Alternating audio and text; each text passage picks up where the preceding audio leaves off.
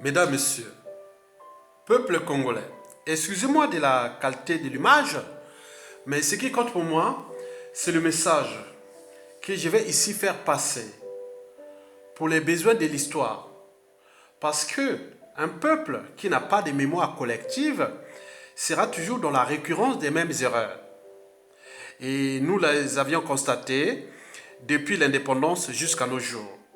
Mesdames, Messieurs, peuple congolais, être citoyen, c'est d'abord être informé. Car l'ignorance est la pire des souffrances. Vous savez que nous avions pris pour habitude de falsifier l'histoire de notre pays. Et cela dure depuis l'indépendance jusqu'aux années à peu près 2010. Et les générations actuelles et futures doivent avoir des outils d'aide à la décision pour comprendre leur histoire. L'histoire qui est celle de leur pays et qui est celle des hommes dignes ou des grands fils du Congo qui avaient pris les taureaux par les cornes pour façonner le Congo de demain. Mais comme on était toujours dans la récurrence des mêmes erreurs, et donc nous nous retrouvons aujourd'hui dans la même situation. Donc, je vais ici parler de l'histoire de la transition politique de 1991 à 92 et suivi des élections présidentielles de juillet 1992 qui ont failli capoter. Et pourquoi? Donc, au cœur de l'enjeu, nous avions ici 4 acteurs. Le Premier ministre, André Milongo, chef des armées, et qui après avait légué son poste de chef des armées à Raymond Damas Ngolo, le défunt Raymond Damas Ngolo. Et pourquoi? Et nous avions aussi Jean-Marie Michel Mokoko, le chef d'état-major des armées. Et puis Jean-Luc Maleka, oui, les négociateurs, celui qui a tout fait pour que la transition se passe bien et qu'on réussisse cette transition. Et que les présidentielles puissent se passer normalement. Mais il y avait beaucoup de pièges. Maleka, ancien DG des impôts et du budget d'ailleurs, ministre de l'économie et des finances entre 1991 à 1992, l'homme des Américains, celui qui a négocié avec les Américains, et la France-Afrique aussi, avec la compagnie ELF, et la géopolitique nationale, en tenant compte des enjeux qui se passaient entre André Milongo avec Raymond Damas Ngolo, Jean-Marie Michel Mokoko et Denis Sassou Nguesso ici, lors de la cérémonie de lavement des mains du 10 juin 1991 au Palais des Congrès.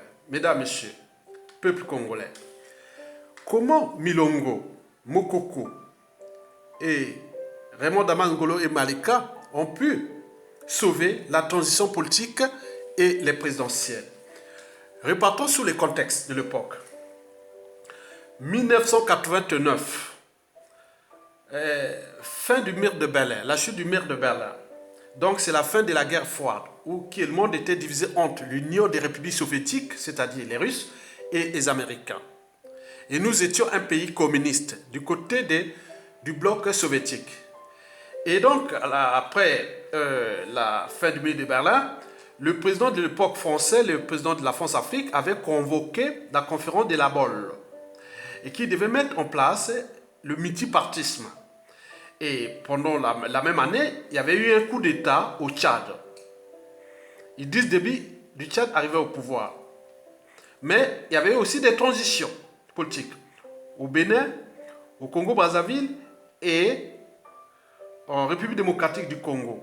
N'oublions pas que les autres dictateurs de la France-Afrique étaient restés intacts, n'ont pas bougé.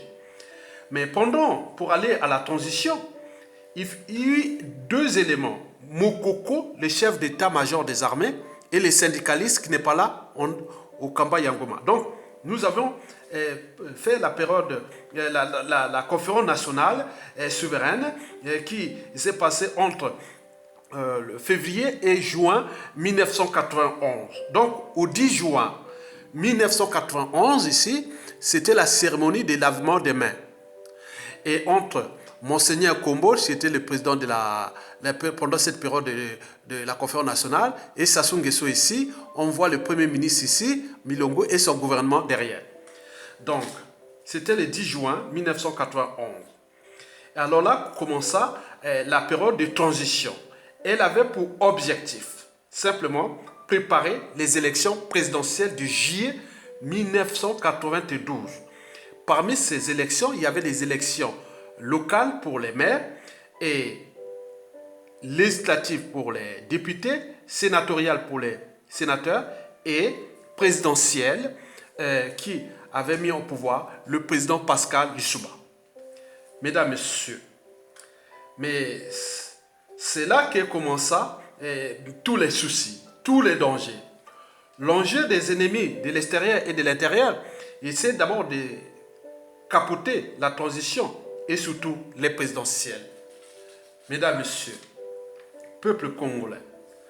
Bon, pendant cette période-là, déjà de 1991, là, après avoir pris le pouvoir, et André Bilongo avec son gouvernement, donc pour la Sassou Nguesso et la France-Afrique étaient un peu coincés.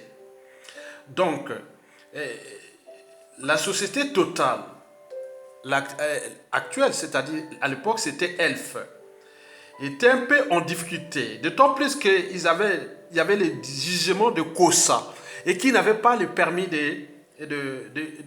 d'exploitation qui allait expirer. Et donc, ils trouvaient là, avec cette transition, avec ces gens-là, ils pouvaient être en difficulté. Et il faut le dire que les caisses de l'État étaient vides. Donc, la France, Afrique et Sassou Nguesso avaient mis tous les mécanismes pour bloquer qu'il n'y ait pas l'argent. Donc, on n'avait pas l'argent ni pour payer les fonctionnaires, ni les bourses étudiants et tout compagnie. Donc, le pays était bloqué. Et en plus, les fonctionnaires avaient demandé des droits vraiment fallacieux. Et donc, il fallait multiplier par 30% le salaire des fonctionnaires et tout compagnie, avec tout ce qu'ils avaient fait comme bazar. Donc, ils se retrouvaient en difficulté. L'enjeu était d'emmerder cette transition. Et là, c'était l'année 1991. Puis, en 92, en janvier, donc, la France-Afrique passait à l'offensive. Donc, elle avait demandé à Mokoko de faire un coup d'État. Et donc, le coup d'État, donc on a envoyé les engins blindés au palais de Congrès, là où se trouvait le gouvernement. Ils ont fait tous les manœuvres, je ne vais pas vous dire en détail, mais Mokoko s'est retrouvé devant un cas de conscience. Il dit non, je suis arrivé à une bataille, je ne veux pas me battre contre mon peuple. Et donc, on a eu des négociations. Dans ces négociations, il y a eu toujours ce monsieur-là, comment on appelle, Jean-Luc Malika. Donc, il a joué la géopolitique et les intérêts. Je vous informe que, déjà auparavant, en 1991, c'est-à-dire pendant que Milongo négociait en juillet avec les Français qui n'arrivaient pas à lui donner l'argent avec les francs CFA, donc, Jean-Luc Malika avait obtenu des garanties avec les Américains. Et donc, les Américains ont dit non, mais vous allez, la transition va se passer, vous allez aller jusqu'aux élections, c'est garanti. Et donc, la France s'est trouvée un peu coincée. Et d'autant plus que Jean-Luc Malika va négocier avec les Français, ELF, pour que le permis d'exploitation de COSA soit donné à ELF. Et donc, ELF a eu ses intérêts sont garantis. Et donc, les Américains ont protégé la transition. Et puis, Milongo pour avoir l'argent et tout compagnie. Donc, Sassou Nguesso ici serait coincé. Et Mokoko qui avait contesté déjà la réforme des armées que Milongo voulait faire. Donc, en plaçant Raymond Damas Ngolo, Raymond Damas Ngolo, ministre de la Défense, donc Mokoko était obligé de se soumettre à lui, de dire non, on est dans les institutions et donc la transition continuait jusqu'au fond, à la fin. Mais arrivé au mois de juin, avant les présidentielles, Denis Sassou Nguesso a dit non, pas question de faire les élections. Donc il a invité les Milongo et tout ce monde-là, il voulait capoter ça. Et donc, Malika revient pour négocier. Mais Sassou Nguesso était perdu parce que son meilleur soutien, c'était la France-Afrique Total. Mais Total ELF avait déjà ses garanties sur l'exploitation du jugement de COSA. Donc Sassou était perdu. Donc, La transition, on a les pécules, l'argent, et on a payé les fonctionnaires, on a la garantie de la France-Afrique et les Américains, et donc la transition pouvait se passer normalement, et les présidentielles des juillet 1992 étaient passées normalement. Donc tout revenait à ce monsieur-là. Donc Mokoko était à son âme et conscience, dit non, je ne vais pas faire la guerre et contre le peuple. On âme et conscience, il a dit non, mais est-ce que si je prends ça, ça risque de capoter tout le pays? Donc il a dit non, non, non, non, j'y vais pas. D'autant plus que la nomination en janvier de 92 de Raymond Damanzangolo comme ministre des Affaires et de la Défense avait déjà garanti aussi Mokoko que l'institution militaire sera préservée. Parce que Milongo avait aussi voulu un peu faire comme les histoires qui se passent. On dit non, l'armée au nord et tout ça. Donc on voulait faire quelque chose qui n'était pas bien. Donc l'institution militaire a réagi. Donc toute la garantie militaire est garantie.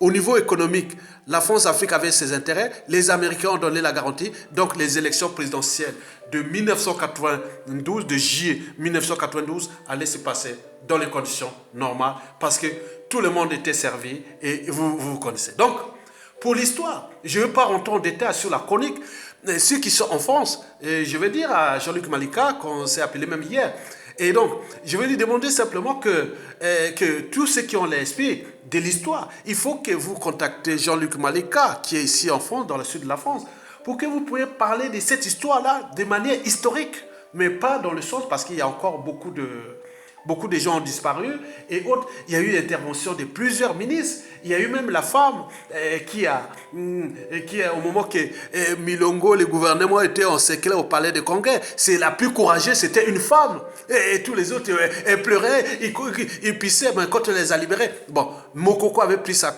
on a mis conscience, dit non, je ne vais pas me faire rouler pour ça. Donc on laisse tomber et donc on a continué jusqu'au bout. Mesdames, Messieurs, peuple congolais, voilà pour la petite histoire et à partager. Et à bientôt.